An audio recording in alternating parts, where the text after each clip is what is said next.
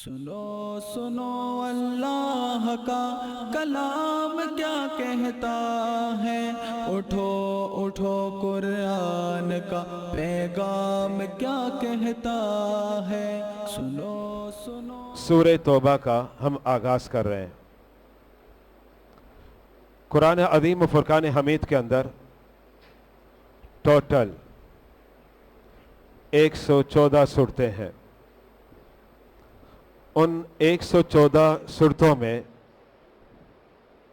90 صورت ترتیب مصحف کے اعتبار سے سورہ توبہ ہے۔ یہ سورہ مبارکہ جب میرے آقا علیہ الصلوۃ والسلام مکۃ المکرمہ سے مدینہ طیبہ کی طرف ہجرت فرما لی، اللہ رب العزت نے اس سورہ مبارکہ کو نازل فرمایا۔ فتح مکہ 8 ہجری کو ہوا رمضان المبارک میں۔ اس کے بعد 9 ہجری میں یہ سورہ مبارکہ نازل ہوئی۔ ائمہ تفاسیر اس بات کو لکھتے ہیں، اس سورت کے نزول میں اور فتح مکہ کے درمیان تقریباً 1 سال کا فاصلہ ہے۔ یہاں سے بات واضح ہو گئی، فتح مکہ کے بعد سورہ توبہ نازل ہوئی، اور سورہ توبہ کے علاوہ اور بھی بہت سی صورتیں نازل ہوئی ہیں۔ مثال کے طور پر فتح مکہ کے بعد سورہ نصر، اذا جاء نصر اللہ، یہ سورہ مبارکہ بھی فتح مکہ کے بعد نازل ہوئی ہے۔ اور بھی صورتیں ہیں، بعض آیات ہیں جو فتح مکہ کے بعد نازل ہوئی۔ اس سورہ مبارکہ میں ٹوٹل 16 رکوع ہیں اور 129 آیتیں ہیں، 4078 کلمے اور 10,488 حروف ہیں۔ اس سورہ مبارکہ کے متعدد نام ہیں، 2 نام زیادہ مشہور ہیں۔ ایک تو سورہ توبہ ہے، اور یہ نام ایسا ہے ہر کوئی جانتا ہے، میں بھی، آپ بھی، یعنی عوام بھی جانتی ہے، خواص بھی جانتے ہیں۔ ایک اس سورہ مبارکہ کا دوسرا نام ہے اور وہ بھی مشہور ہے، اور وہ نام ہے سورہ براءت۔ یہ 2 نام دیگر اسماء سے زیادہ استعمال ہوتے ہیں، ایک سورہ براءت اور ایک اس سے زیادہ نام استعمال ہوتا ہے سورہ توبہ۔ اس سورہ مبارکہ کے متعلق آپ کے سامنے حضرت عمر بن خطاب کا ایک فرمان پیش کرنا چاہ رہا ہوں۔ حضرت سیدنا عمر بن خطاب ارشاد فرماتے ہیں، تم اپنے گھر کی خواتین کو سورہ نور کی تعلیم دو۔ یعنی یہ ہمیں کہا جا رہا ہے، اسلام کہتا ہے کہ ہم اپنے گھر میں اپنے ازواج، اپنی بنات، بیٹیاں اور گھر کی جتنی خواتین ہیں، انہیں ہم سورہ نور کی تعلیم دیں۔ اور سورہ نور کی تعلیم دینے کے لیے چند باتیں میں پیش کر کے آگے بڑھ جاؤں گا۔ اگر آپ چاہتے ہیں کہ آپ اپنی بیٹی کو اور اپنی بیوی کو، اسی طریقے سے اپنی ماں کو، کہ سورہ نور کی تعلیم دی جائے، اور سورہ نور کی تعلیم دینا یہ اسلام پر عمل ہے، چونکہ حدیث مبارکہ میں آتا ہے، تو پھر اس کا ایک طریقہ یہ ہے کہ آپ کے گھر کے اندر ہونا چاہیے کنز الایمان، اعلیٰ حضرت فاضل بریلوی کا ترجمہ قرآن۔ وہ ترجمہ قرآن وہ پڑھیں یا آپ پڑھائیں، اس کے ساتھ اس پر حاشیہ لگا ہوا ہے، حاشیہ ضرور پڑھائیں، کیونکہ حاشیے کے بغیر ترجمہ سمجھ نہیں آئے گا۔ تو ترجمہ قرآن پڑھائیں سورہ نور کا، اور اس کا حاشیہ پڑھائیں، یہ پہلا طریقہ ہے۔ اب آگے بڑھتے دوسرا طریقہ یہ ہے، مارکیٹ کے اندر ایک کتاب ملتی ہے، उस किताब का नाम है सूरह नूर की तफसीर। यह मार्केट में दस्तयाब है और इस किताब के राइटर हैं जिन्होंने किताब लिखी है सुन्नी बेश्ती ज़ेवर। जब अग्यार ने लिखा बेश्ती ज़ेवर, ये औरों की किताब है, हमारी नहीं है। इसके मुकाबले पर हमारे उलमा ने किताब लिखी और उस किताब का नाम है सुन्नी बेश्ती ज़ेवर। बेश्ती ज़ेवर नहीं, बेश्ती ज़ेवर हमारे मसलक की नहीं है, बेश्ती ज़ेवर अग्यार की है। हमारे मसलक की किताब है सुन्नी बेश्ती ज़ेवर। एक ये किताब है, एक और किताब उनकी मशहूर है हमारा इस्लाम। ये शरीयत कोर्स वगैरह करवाए जाते हैं, उम्मूमन निसाब के अंदर इस किताब को रखा जाता है। ये दोनों किताब के राइटर हैं हज़रत अल्लामा मौलाना खलील मियाँ बरकाती अलैहि रहमत व रहमान। इनका काफ़ी अरसा हो गया, इंतकाल हो चुका, और आपकी तुरबत मुक़द्दस हैदराबाद में सखी अब्दुल वहाब शाह का जो मदार है, उस मदार के सहन में आपका मदार पुर अनवार है। इन्होंने एक किताब लिखी सूरह नूर की तफसीर। ये जो सूरह नूर की तफसीर है, ये बचपन से मैं सुन रहा हूँ, 50+ में, यानी मुझे बराबर याद है कि आज से 35 साल पहले मैंने नाम सुना है ये सूरह नूर की तफसीर का। इसका मतलब इससे पहले की किताब लिखी हुई है। ये सूरह नूर की तफसीर है। आजकल यानी अभी थोड़ा अरसा हुआ होगा, इसका दौरान ये कितना हुआ ये मुझे बराबर नहीं पता, मुझे लगता है 2-4 साल हुए होंगे। दावत इस्लामी के मुफ्ती साहब हैं मुफ्ती मोहम्मद कासिम साहब, इन्होंने भी सूरह नूर की तफसीर लिखी है। यानी आपके पास 3 ऑप्शन हो गए। अगर आप अपने घर की औरतों को, अपने घर की बच्चियों को वो तालीम जो अल्लाह के हबीब ने फरमाई और वो तालीम जो हज़रत सैयदना उमर बिन खत्ताब ने बतलाई, अगर आप ये देना चाहते हैं तो ये पढ़ाएं। इससे इनकी अखलाकी, रूहानी, शरई और ये समझे कि तरीक़त के एतबार से इनकी तरबियत होगी। ये तीनों यानी किताबें हैं, इसमें से जो आपका दिल चाहे आप पढ़ा सकते हैं। ज़ाहिर बात है ये तीनों की तीन हमारे मसलक की किताबें हैं। अच्छा, अब ये तो औरतों के लिए है, मर्दों के लिए क्या है? औरतों की तो बात हो गई कि औरत के बारे में ये कहा सीखे नहीं सिखाए। याद रखिएगा, औरतों के लिए कहा कि वो अपने घर की औरतों को सिखाए, तो सिखाएगा वो जो पहले सीखा हुआ होगा।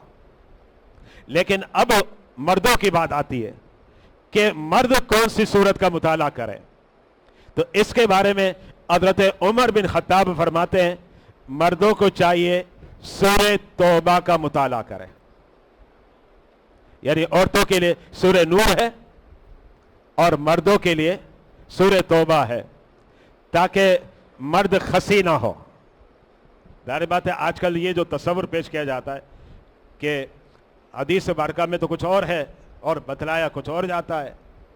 जब फतेह मक्का हो गया ना, जब 8 हिजरी में मक्का फतह हुआ, तो मेरे नबी ने फरमाया कि बादल फतह ला हिजरता, यानी जब फतेह मक्का हो गया तो हिजरत ख़त्म हो गई।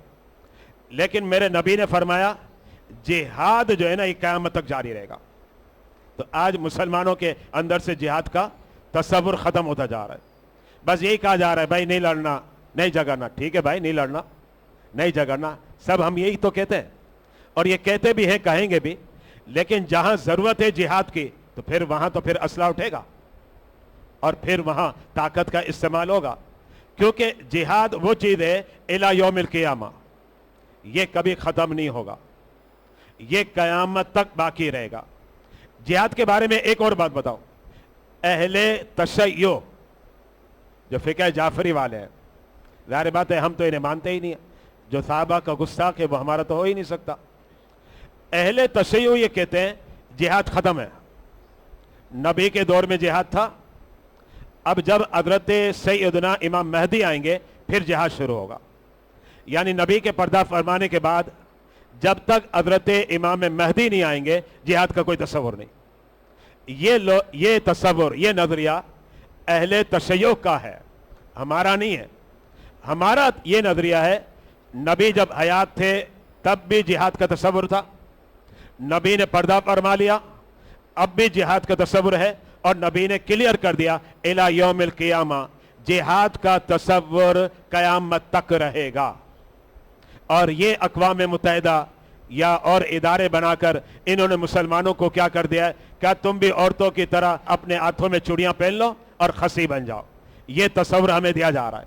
تو جو چھیڑتا نہیں، جو بولتا نہیں، جو قانون کی بات نہیں کرتا، اسے یہ کچھ بھی نہیں کہتے. لیکن جب نظریات کی ہم بات کرنے لگتے ہیں تو پھر یہ انہیں چبھتے ہیں، کہتے ہیں نہیں یہ نہیں چاہیے. تو بہرحال یہ جو سورہ مبارکہ ہے سورہ توبہ، اس کے اندر کئی پیغامات ہیں، لیکن ایک پیغام جو بڑے وسیع انداز میں ہے، اور وہ پیغام ہے پیغام جہاد. اچھا، اب یہ جو سورہ مبارکہ ہے قرآن کے اندر صورتیں تو 114 ہیں، اور جو بھی صورت آپ پڑھیں اس کا آغاز ہوتا ہے تسمیہ سے. یعنی آپ پڑھتے ہیں بسم اللہ الرحمن الرحیم، آپ اس سے آغاز کرتے ہیں. 114 صورتوں میں سے 113 کا یہی اسلوب ہے. لیکن جب سورہ توبہ اسٹارٹ ہوتی ہے اس کے آغاز میں تسمیہ نہیں ہے. یعنی آپ بسم اللہ نہیں پڑھیں گے، بغیر بسم اللہ کے اس سورت کا آغاز کریں گے. آپ نے سورہ فاتحہ پڑھنی ہے، سورہ اعراف پڑھنی ہے، سورہ نبا پڑھنی ہے، سورہ یاسین پڑھنی ہے، سورہ رحمان پڑھنی ہے. آپ اسٹارٹ یہی کریں گے بسم اللہ الرحمن الرحیم، الرحمن علم القرآن. اب دیکھیں یہ آغاز کرتے ہیں.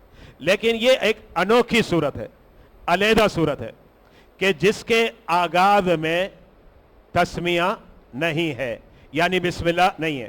اس کی بنیادی وجہ کیا ہے یہ میں پیش کرنا چاہ رہا ہوں. اس کی بنیادی وجہ یہ ہے کہ حضرت جبریل جب بارگاہ رسالت میں آتے اور جب وہ چند آیتیں لے کر آتے تو بسم اللہ نہیں پڑھتے. لیکن اگر کسی سورت کا اول لے کر آتے اسٹارٹ، تو حضرت جبریل بسم اللہ پڑھتے اور پھر اس کے بعد سورت کا آغاز کرتے. جیسے سورہ رحمان ہے بسم اللہ الرحمن الرحیم الرحمن علم القرآن، یہ طریقہ کار ہوتا. لیکن جب حضرت سیدنا جبریل علیہ السلام سورہ توبہ بارگاہ رسالت میں لے کر آئے اللہ کی بارگاہ سے، تو حضرت جبریل نے وہاں بسم اللہ نہیں پڑھی. اچھا، جب حضرت جبریل پڑھتے نا تو میرے آقا صحابہ سے ارشاد فرماتے کہ تم بھی سورت کے اول میں بسم اللہ لکھو. لیکن چونکہ سورہ توبہ جب حضرت جبریل نے وحی لے کر بارگاہ رسالت میں تشریف لائے تو اس کے آغاز میں آپ نے بسم اللہ نہیں پڑھی. جب آپ نے بسم اللہ نہیں پڑھی، میرے آقا نے صحابہ کو ارشاد فرمایا اے میرے صحابیوں اس سورت کو لکھو، لیکن اس کے اول میں تم نے بسم اللہ نہیں لکھنی. یہ آپ نے ارشاد فرمایا. اس بات کو تفسیر قرطبی دیکھیں، حوالہ اسکرین پر میں نے وہ عربی عبارت آپ کے سامنے پیش کرنی ہے، یہ لکھی ہوئی ہے وَالصَّحِيحُ أَنَّ الْبَسْمَلَةَ لَمْ تُكْتَبْ، کہ جو سورتوں کے شروع میں بسم اللہ لکھی جاتی ہے اور سورہ توبہ کے آغاز میں بسم اللہ نہیں لکھی جاتی. کیوں؟ لِأَنَّ جبریل علیہ السلام ما نزل بها فی هذه السورہ، کہ جب جبریل اللہ کی بارگاہ سے آئے تو پھر یہ سورت لے کر آئے، لیکن اس کے ابتدا میں آپ نے بسم اللہ کو نہیں پڑھا.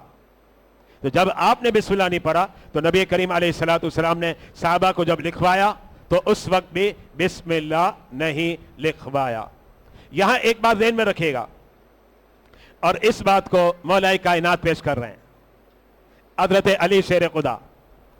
حضرت علی شیر خدا فرماتے ہیں کہ یہاں بسم اللہ کیوں نہیں لکھی گئی، یہ حکمت راز کیا ہے. فرمایا یہ سورت جو ہے نا اس کے ابتدا ہی اللہ کی طرف سے قہر و غضب سے ہو رہی ہے، امان نہیں ہے، قہر و غضب ہے. جب اللہ کی جانب سے اس سورہ مبارکہ کا آغاز اور ابتدا قہر و غضب سے ہو رہا ہے تو بسم اللہ کے اندر ہے رحمان اور رحیم. تو اب حکمت یہ تھی جب آغاز قہر و غضب سے ہو رہا ہے تو بسم اللہ نہ لکھی جائے. یہ حکمت مولا کائنات حضرت علی شیر خدا نے ذکر کی ہے. اچھا اب اس سورہ مبارکہ میں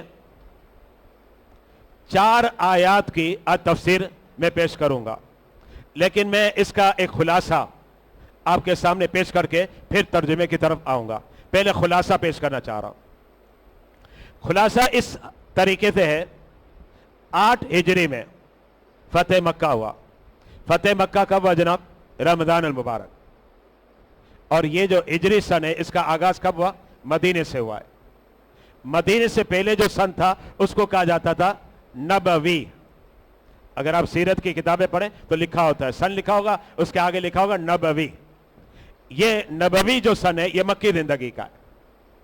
جب میرے آقا علیہ الصلوۃ والسلام مدینہ طیبہ تشریف لائے، اب نبوی سن ختم ہوا، اب اسٹارٹ ہو گیا ہجری سن. اور آج بھی یہ چل رہا ہے 1446 اور قیامت تک یہ چلتا رہے گا. یہ سن ہجری کہلاتا ہے. سن ہجری کے اعتبار سے 8 ہجری کو فتح مکہ ہوا. اب فتح مکہ ہوا رمضان میں. اس کا مطلب ہے کہ رمضان ایک طریقے سے اس میں ایک دن جو ہے فتح مکہ کی خوشی کا دن ہے کہ مکہ المکرمہ فتح ہوا. فتح مکہ کے بعد یہ 8 ہجری اب مکمل ہو رہی ہے، رمضان ہو گیا. اب اس کے بعد 9 ہجری شروع ہو گئی. اب جناب 9 ہجری شروع ہوئی. 9 ہجری کی میں اب اللہ کے حبیب نے فرمایا کہ حج کرو. اگرچہ یہ حکم کب آیا؟ 8 ہجری میں آیا. یعنی اگر آپ سے کوئی سوال کرتا ہے کہ حج فرض کب ہوا؟ حج سب سے آخری میں ہوا ہے. نماز تو مکی زندگی میں فرض ہو گئے. اچھا روزہ اور زکوٰۃ 2 ہجری میں ہوا ہے. اور حج جو فرض ہوا یہ 8 ہجری میں ہوا ہے. 8 ہجری میں حج فرض ہوا. 8 ہجری میں حج فرض ہو جانے کے بعد نبی نے صرف ایک حج کیا اور وہ حج ہے 10 ہجری والا. اس حج کو کہا جاتا ہے حجۃ الوداع. لیکن 8 ہجری کے بعد 9 ہجری میں اللہ کے حبیب نے صحابہ کو ارشاد فرمایا کہ حج فرض ہو گیا، تم لوگ جاؤ حج کے لیے. میرے آقا علیہ الصلوۃ والسلام بنفس نفیس اب شریک نہیں ہوئے. صحابہ کرام کو فرمایا کہ جاؤ. اس کا مطلب یہ ہوا حج فرض ہو جانے کے بعد سب سے پہلا حج 9 ہجری کو ہوا ہے. 9 ہجری میں صحابہ کرام حج کے لیے تشریف لے جا رہے ہیں. انہیں نکلنا کب تھا؟ ذوالقعدہ کے مہینے میں. دیکھیں پہلے آئے گا محرم، ظاہر بات ہے پہلا مہینہ محرم کہا جاتا ہے. پھر ظاہر بات ہے آگے ہم بڑھتے ہیں تو اب ذوالقعدہ کا جو مہینہ ہے، سال کا پہلا مہینہ محرم ہے، اب ذوالقعدہ کا جو مہینہ ہے یہ ذوالقعدہ کے مہینے میں یہ قافلہ نکلنا تھا. اس قافلے کے نگران کون تھے؟ حضرت سیدنا صدیق ابوبکر. انہیں امیر بنایا. اچھا انہیں میرے آقا نے امیر بنا کر اس بات کی طرف اشارہ دے دیا میرے بعد میرا نائب ابوبکر ہے رضی اللہ تعالی عنہ. حضرت سیدنا صدیق ابوبکر کی قیادت میں اب یہ قافلہ ذوالقعدہ کو نکلا. جب یہ ذوالقعدہ کے مہینے میں نکلا ابھی تک سورہ توبہ کی یہ آیتیں اتری نہیں ہیں. توجہ رکھیے گا، سورہ توبہ کی آیتیں اتری نہیں ہیں، نازل ہی نہیں ہوئی. اگر آپ فاصلہ دیکھیں فتح مکہ اور ان آیات کے اترنے کے درمیان یہ تقریباً فاصلہ ہے 14 ماہ کا. کیونکہ ظاہر بات ہے فتح مکہ ہوا رمضان میں، رمضان ٹو رمضان 1 سال ہو گیا. پھر رمضان کے بعد کون سا مہینہ آئے گا؟ ظاہر بات ہے شوال. شوال کے بعد ذوالقعدہ. اگر آپ کاؤنٹنگ کریں تو تقریباً فتح مکہ اور سورہ توبہ کی ان آیات کے نزول کے درمیان 14 مہینے کا فاصلہ ہے. اچھا سیدنا صدیق ابوبکر نبی کے حکم پر جو قافلہ نکلا اس کے امیر بنے، نگران بنے اور ذوالقعدہ میں مدینہ طیبہ سے نکل گئے.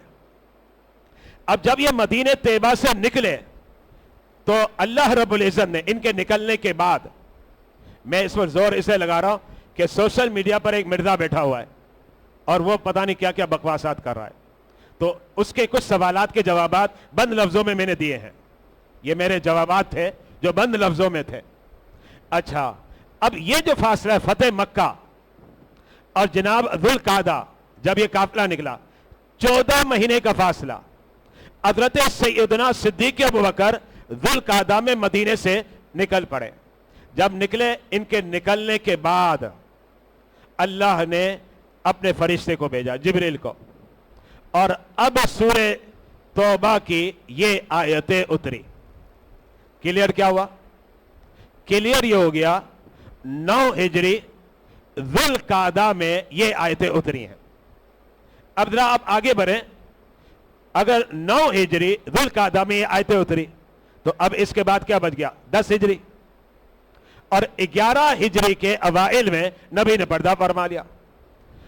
پوری سورہ توبہ, توجہ رکھیے گا, پوری سورہ توبہ فتح مکہ کے 1 سال کے بعد تقریباً نازل ہوئی ہے, اور سورہ نصر بھی بعد میں نازل ہوئی فتح مکہ کے بعد. یعنی اس کا مطلب یہ ہوا کہ فتح مکہ کے بعد قرآن کا ایک بہت بڑا حصہ اترا ہے. اس نے انکار کیا, اسے میں بتا رہا ہوں کہ قرآن کا ایک بہت بڑا حصہ فتح مکہ کے بعد اترا ہے. اور سورہ توبہ کی یہ آیتیں ذوالقعدہ میں اتری, 14 مہینے کا فاصلہ ہے. اب جب یہ آیتیں اتری نا, اللہ کے حبیب نے حضرت علی کو بلایا. حضرت علی حج میں شریک نہیں تھے, توجہ رکھیے گا. صحابہ کرام حج کے لے گئے اور ان کی قیادت کون کر رہا ہے؟ جناب سیدنا صدیق ابوبکر.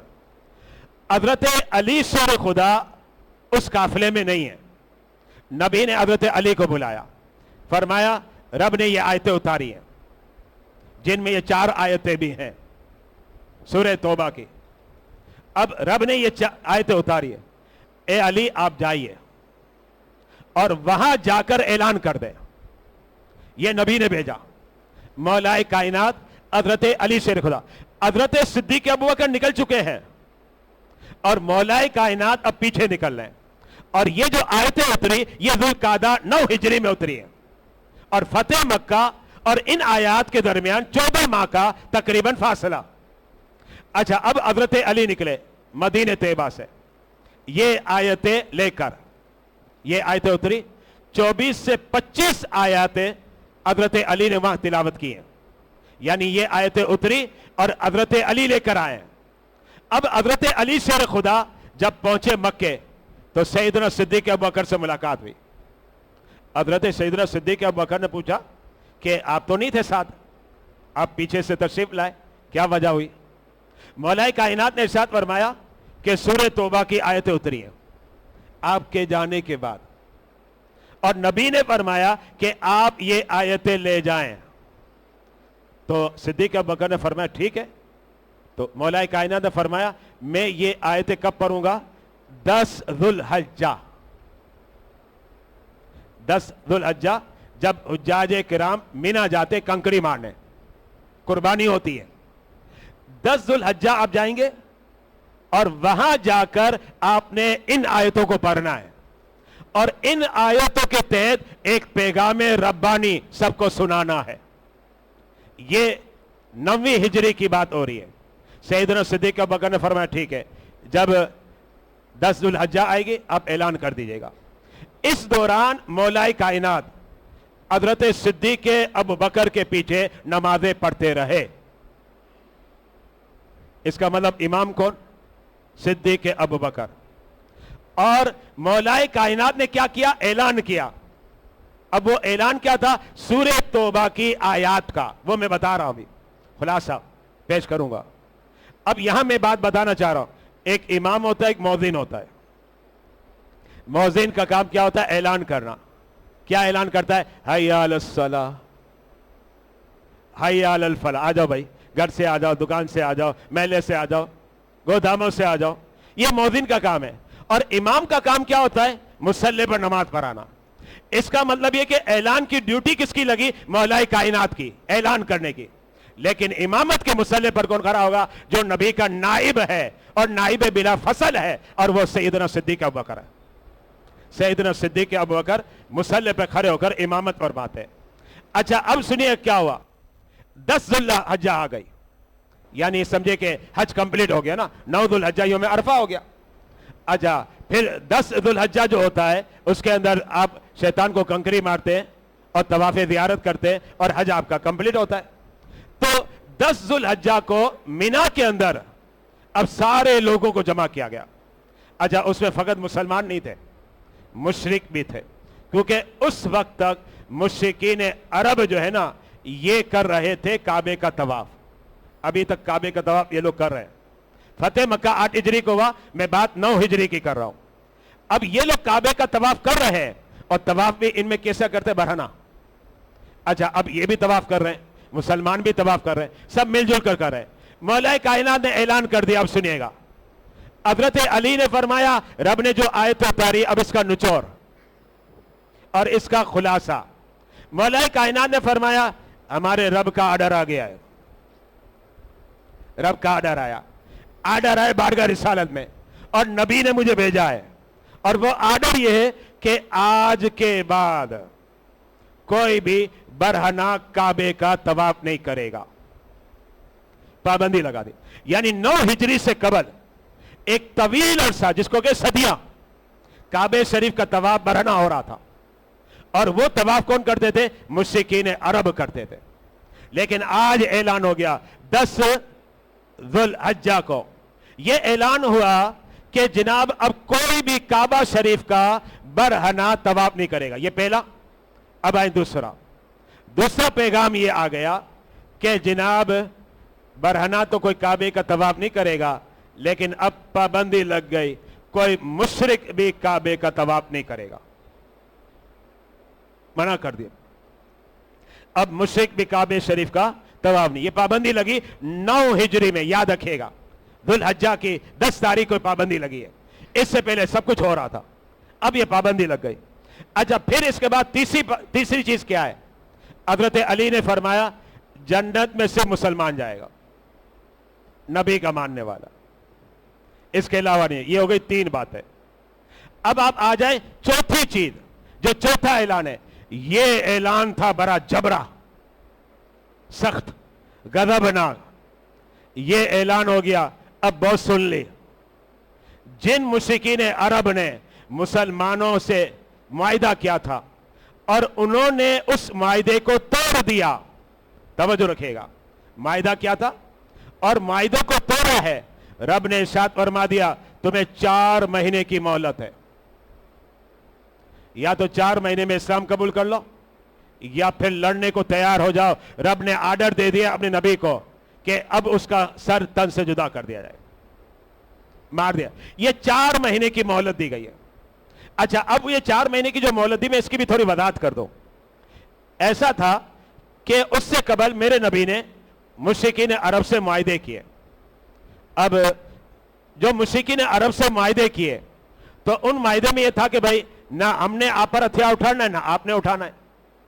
لیکن چونکہ انہوں نے اس معاہدے کو توڑا, جب اس معاہدے کو توڑا تو رب کی طرف سب اعلان ہو گیا. ان کے لیے اعلان ہوا جنہوں نے توڑا. یہ بات ذہن میں رکھے گا, اعلان ان کے لیے ہوا جنہوں نے اس معاہدے کو توڑ دیا. اور یہ اعلان ہوا کہ اب تمہیں 4 مہینے کی مہلت دی جا رہی ہے. اب رب نے ایکشن لیا ہے, آرڈر آ گیا ہے کہ اب 4 مہینے کے اندر اگر کلمہ پڑھ لیا تو ٹھیک ہے, لیکن اگر کلمہ نہیں پڑھا تو پھر تمہاری سر کو تن سے ہم جدا کر دیں گے, تمہیں قتل کریں گے, تم سے لڑیں گے. یہ اعلان ہو رہا ہے. لیکن یہ بھی فرمایا کہ جنہوں نے معاہدہ توڑا ان کے لیے ہے اور جنہوں نے معاہدہ نہیں توڑا ان کے لیے نہیں ہے. لیکن اکثر نے معاہدہ توڑا, بعض ہی بچے تھے جنہوں نے معاہدہ نہیں توڑا تھا. اب جب یہ اعلان ہوا تو اس کے بعد کیا ہوا پتہ ہے؟ وہ مشرکین عرب اور تیش میں آ گئے اور غصے میں آ گئے. وہ کہنے لگے جو کرنا ہے کرو, ہم بھی لڑیں گے, ہم بھی جانے دیں گے, ہم بھی مقابلہ کریں گے. حضرت علی نے فرمایا بس مجھے یہی آرڈر ہے, 4 مہینے کی مہلت دے کے جا رہا ہوں. اس میں اگر تم کلمہ پڑھ لیتے ہو تو ٹھیک ہے, اگر کلمہ نہیں پڑھتے تو پھر تمہیں بتلایا جائے گا کہ ہم کون ہیں, یہ ہم بتائیں گے. یہ آرڈر آ گیا رب نے. یعنی رب نے ایک طریقے سے یہ بتلا دیا کہ بہت ہو گیا, بہت صبر ہو گیا, بہت برداشت ہو گیا, اب ان سے لڑو, اب ان سے مقابلہ کرو. اور پھر رب کی جانب سے آرڈر آ چکا ہے کہ اب ان سے لڑنا بھی ہے اور ان سے مقابلہ بھی کرنا ہے. یہ مختصر میں نے آپ کے سامنے خلاصہ پیش کیا. اب آیتوں کی طرف آ جائے. سورہ توبہ کی ابتدائی 4 آیت اسکرین کی طرف اب ملاحظہ کریں تاکہ میں لفظوں کو واضح کروں. دیکھیں میں نے بھی بسم اللہ نہیں لکھی. ظاہر بات ہے جب جبریل نے نہیں پڑھی, نبی نے نہیں پڑھی اور نبی نے صحابہ کو لکھوایا نہیں, تو پھر ہمارا کام بھی کیا ہے کہ ہم بھی نہیں لکھیں گے. ورنہ کوئی بھی صورت کا آغاز ہوتا ہے تو میں اس کے شروع میں خود بھی بسم اللہ یہاں لکھ کر اسکرین پر آپ کے سامنے پیش کرتا ہوں. اب چونکہ اس کے آغاز میں بسم اللہ ہے ہی نہیں تو اس لیے میں نے بھی نہیں لکھی. اب پہلی آیت دیکھیے گا, براءۃ من اللہ ورسولہ, اللہ اور اس کے رسول کی جانب سے اعلان برات ہو گیا. اعلان برات کا مطلب اب تمہارا راستہ الگ, ہمارا راستہ الگ. یہ اعلان برات ہو گیا. کن لوگوں سے ہوا؟ الی الذین عاہدتم من المشرکین, مشرکوں سے وہ لوگ جنہوں نے عہد کو توڑا.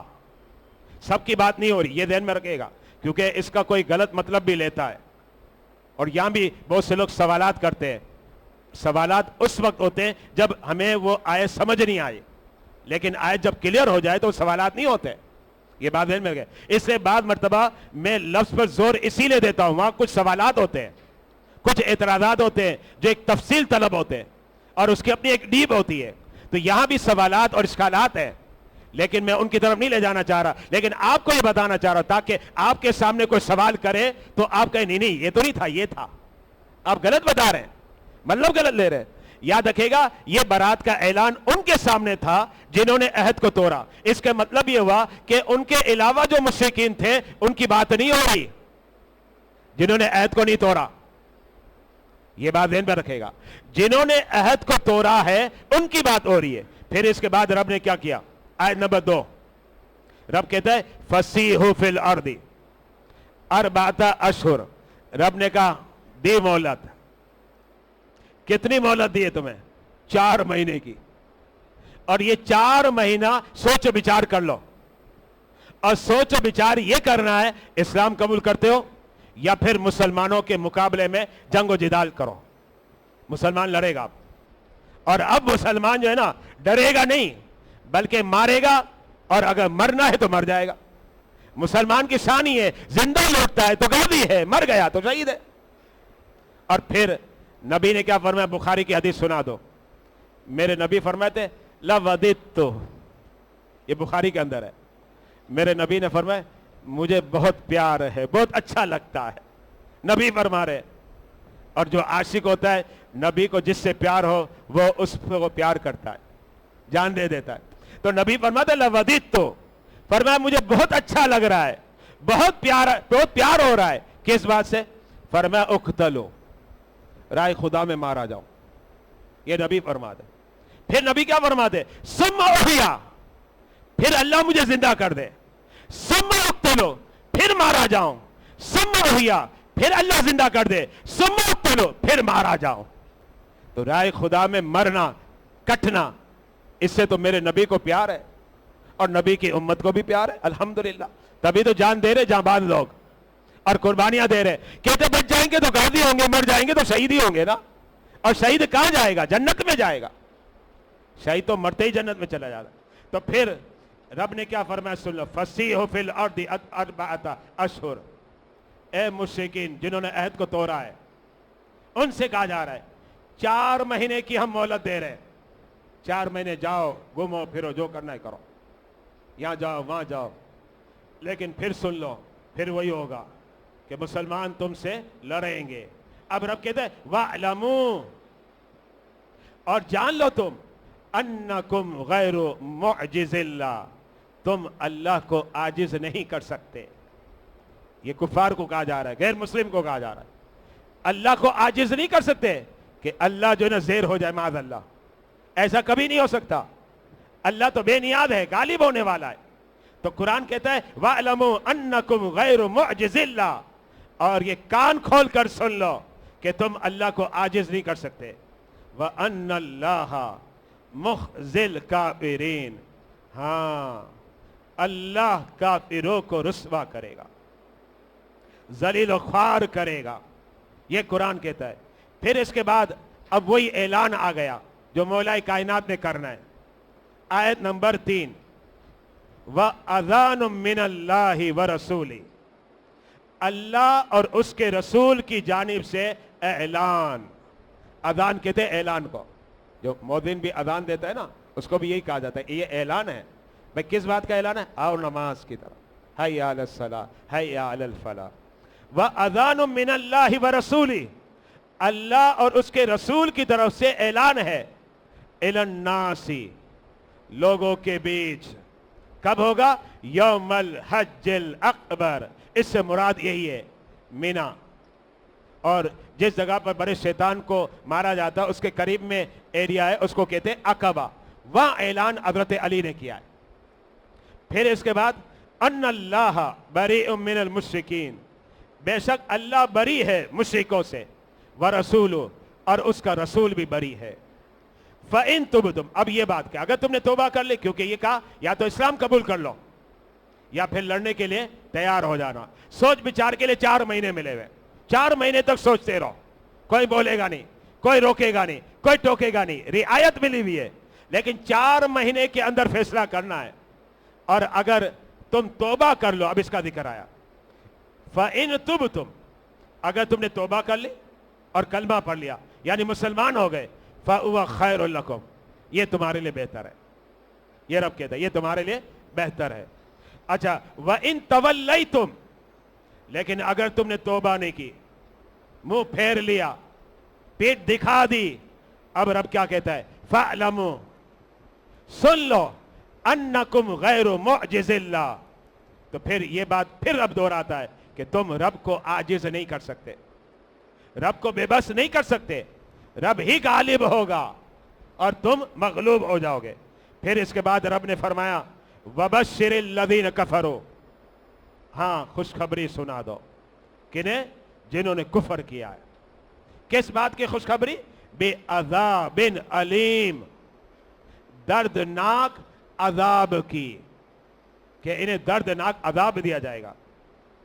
پھر اس کے بعد رب نے ان لوگوں کی بات کی, کیونکہ میں نے آپ کو یہ بتایا تھا ابھی کہ اگر آپ اس کو اس طریقے سے سمجھنا چاہیں تو سمجھ سکتے ہیں کہ مشرکین عرب کے آپ 2 گروہ بنا لیں. پہلے ایک وہ جن سے معاہدہ ہوا اور ایک وہ جن سے معاہدہ نہیں ہوا. اچھا, پھر جن سے معاہدہ ہوا ان کی 2 قسمیں, جنہوں نے معاہدے کو توڑ دیا اور جنہوں نے معاہدے کو نہیں توڑا. تو جنہوں نے معاہدے کو توڑا ان سے کہا جا رہا ہے 4 مہینے. اچھا, پھر اس کے علاوہ وہ لوگ جن سے معاہدہ نہیں ہوا اور وہ پشت پناہی کرتے رہے, ان لوگوں کی جنہوں نے معاہدے کو توڑ دیا ہے ان سے بھی کہا جا رہا ہے. یہ دونوں اس میں شامل ہوں گے. اب وہ کس طریقے سے؟ إِلَّا الَّذِينَ عَاهَدتُّم مِّنَ الْمُشْرِكِينَ, سوائے ان لوگوں کے انہوں نے آپ سے معاہدہ کر لیا. ثُمَّ لَمْ يَنْقُصُوكُمْ شَيْئًا, انہوں نے اپنے معاہدے کو توڑا نہیں. وَلَمْ يُظَاهِرُوا عَلَيْكُمْ أَحَدًا, اور پیٹھ پیچھے مدد بھی نہیں کر رہے تھے ظالموں کی. جنہوں نے معاہدہ توڑا ان کی مدد بھی نہیں کر رہے, انہیں سپورٹ بھی نہیں کر رہے, اسلام کے خلاف بکواسات بھی نہیں کر رہے. اب رب کیا کہتا ہے سنیے گا. رب نے فرما دیا اے مسلمانوں فَأَتِمُّوا إِلَيْهِمْ أَهْدَهُمْ إِلَى مُدَّتِهِمْ, قرآن کہتا ہے جو مدت طے ہو گئی اس وقت تک تم لوگ اپنے معاہدے کو پورا کرو. تو 4 مہینے جن کو مہلت دی جا رہی ہے ان کو دی جا رہی ہے جنہوں نے معاہدے کو توڑ دیا, عہد کو توڑا ہے. لیکن جنہوں نے عہد کو نہیں توڑا ان کے بارے میں رب نے کہا ان کا معاہدہ پورا کرو. پتا چلا یہ جو لڑنے کا جو حکم دیا, مارنے مرنے کا جن کے سامنے حکم دیا گیا, یہ وہ لوگ تھے جن سے معاہدہ ہوا اور معاہدے کو توڑ دیا. پھر اس کے بعد رب کہتا ہے ان اللہ یحب المتقین, بے شک اللہ رب العزت ان لوگوں سے پیار کرتا ہے, محبت کرتا ہے جن کے دلوں میں خدا کا خوف ہے. ہاں ایک بات یہ بتا دوں, حضرت امیر معاویہ رضی اللہ تعالیٰ عنہ یہ فتح مکہ کے سال اسلام قبول کر لیا ہے. اس کا مطلب ان کے اسلام قبول کرنے کے وقت سورہ توبہ اتری بھی نہیں تھی. یہ 8 ہجری میں اسلام قبول کیا ہے. یہ میں اس سے پیش کر رہا ہوں کہ بعض لوگوں نے یہاں سے اٹھ پٹانگ استدلال کیے. اور پھر وہ تنقیدیں کرنے لگے. کہتے ان لوگوں نے استدلالی کی حضرت امیر معاویہ بھی وہ 4 مہینے والوں میں تھے. یہ کہنے لگے, یہ مرزا بولتا ہے, محمد علی مرزا, وہ کہتا ہے وہ 4 مہینے کی جو مہلت دی تھی اس میں حضرت امیر معاویہ تھے. تو اس بے وقوف کو یہ پتہ ہی نہیں ہے کہ 8 ہجری میں حضرت امیر معاویہ نے اسلام قبول کر لیا. جب آپ نے اسلام قبول کیا تب تو سورہ توبہ اتری بھی نہیں تھی. سورہ توبہ تو 9 ہجری میں اتری ہے, اور جن آیتوں میں اس کا تذکرہ ہے 4 مہینے کا, وہ تو ذوالقعدہ میں اتری ہے. یعنی اس کا مطلب حضرت امیر معاویہ نے اس سے کافی پہلے اسلام کو قبول کر لیا تھا. اللہ رب العزت ہمیں جملہ صحابہ کرام کا ادب اور احترام کرنے کی توفیق عطا فرمائے. اہل بیت کے ادب اور احترام کی توفیق عطا فرما. سنو اللہ کا کلام کیا کہتا ہے, اٹھو اٹھو قرآن کا پیغام کیا کہتا ہے. سنو سنو